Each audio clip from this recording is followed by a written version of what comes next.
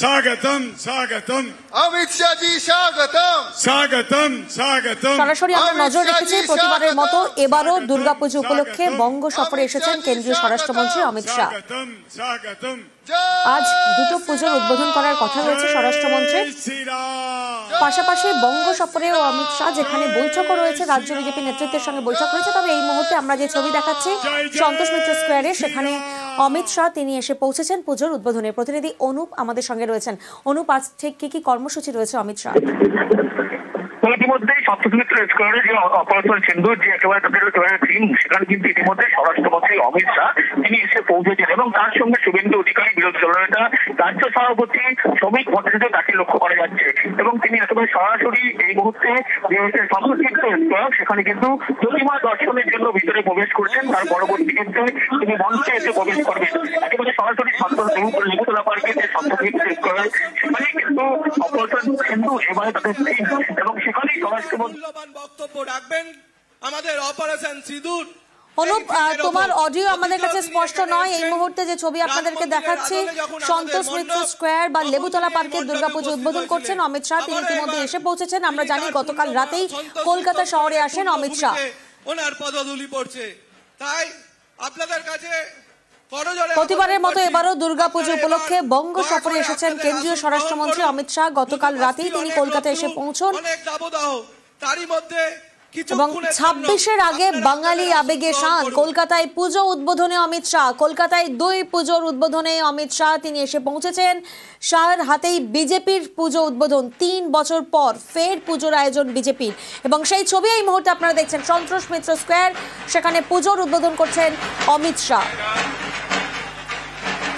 অনুপ প্রতিনিধি আমাদের সঙ্গে রয়েছেন। অনুপ, ইতিমধ্যে লেবুতলা পার্কে সন্তোষ মিত্র স্কোয়ার এবং সেখানে কিন্তু অমিত শাহ স্বরাষ্ট্রমন্ত্রী এসে পৌঁছেছেন এবং একেবারে ভিতরে এবারে তাদের থিম অপারেশন সিন্দুর এবং স্বরাষ্ট্রমন্ত্রী তিনি নিজেই উদ্বোধন করছেন এবং তার সঙ্গে বিরোধী দলের শুভেন্দু অধিকারী, তারই পাশাপাশি লক্ষ্য করা যাচ্ছে রাজ্য সভাপতি শ্রমিক ভট্টাচার্যকে।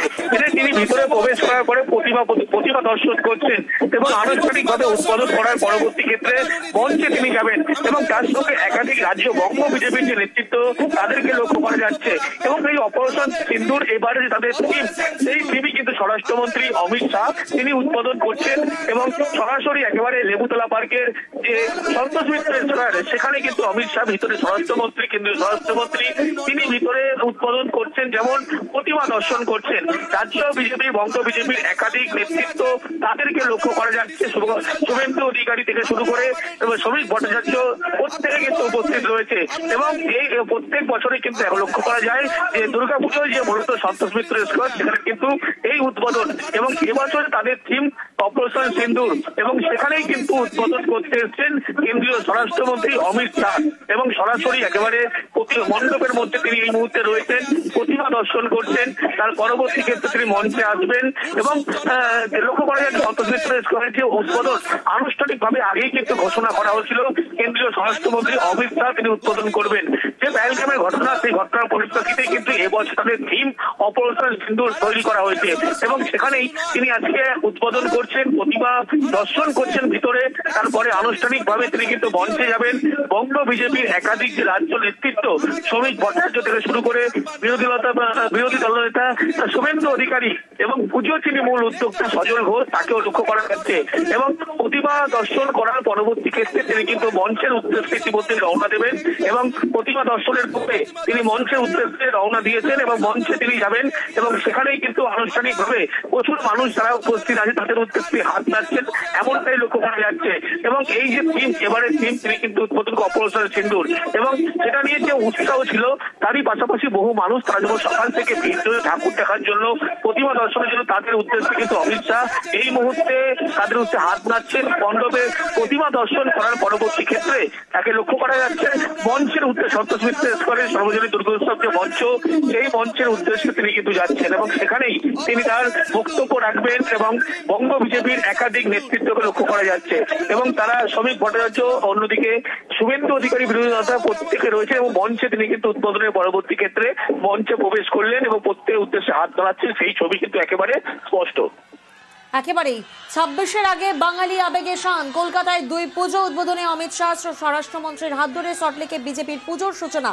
এই মুহূর্তে সন্তোষ মিত্র স্কোয়ারের ছবিটা আপনারা দেখলেন, যেখানে আনুষ্ঠানিকভাবে উদ্বোধন করলেন অমিত শাহ। আমি প্রথমে এবং এরপরেই কালীঘাট মন্দিরে পুজো দিয়ে দুপুরেই ফিরবেন অমিত শাহ।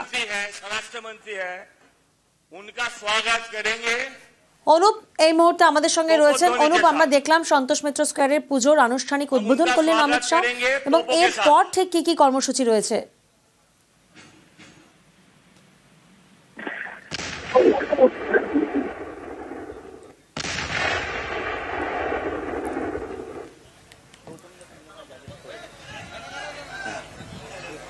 এবার আমি একে একে বরণ করে নেওয়ার জন্য প্রথমেই অমিত শাহজিকে আমরা নজর রেখেছিলাম সন্তোষ মিত্র স্কোয়ারের দিকে, যেখানে পুজোর আনুষ্ঠানিক উদ্বোধন করলেন অমিত শাহ।